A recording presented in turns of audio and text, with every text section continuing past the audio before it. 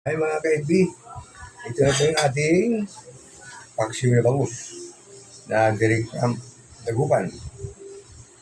Ito sabi nga po sa pagluluto ng isda. Lahat ng klaseng isda, pinakamadali po ito ng isda, na paksiw. Kain po tayo.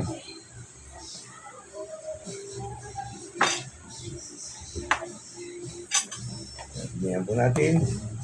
Ito po yung siling verde. Ito naman yung atay ng bangus. Sarap po yan. Tapos lagyan po natin ang yung suka po. Sarap pag may suka. Tapos yung ulo. Yung ulo po ng bangus ko. Sarap po ang ulo ng bangus ko. Taba. Yan. Yan.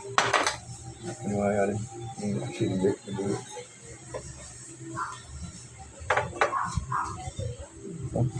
Ano natin ba naman? O yung siling verde, hindi bumahang.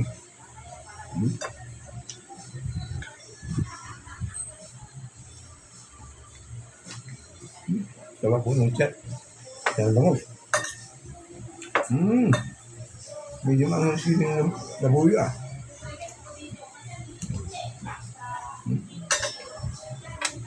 Sarap po ng buyo.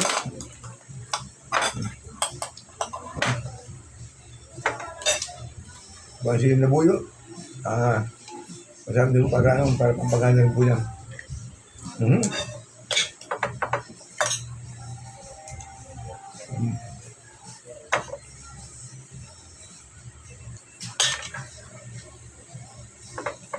Taba ng bangus.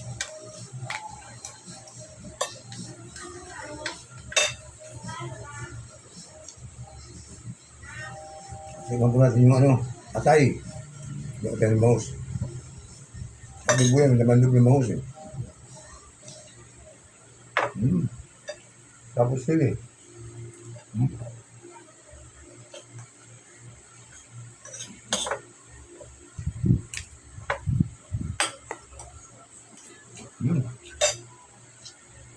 Yung pala baksin ng bangus. Nilagyan ko po ng kalamansi, isang piraso. Para mas lalo sumarap. Sa mga gusto kong matuto, sanda lang po na mga video ko. Araw-araw po yan. May ibang klase, kahit ba isang recipe, dami naman po siya. At sana po, like and share po ninyo.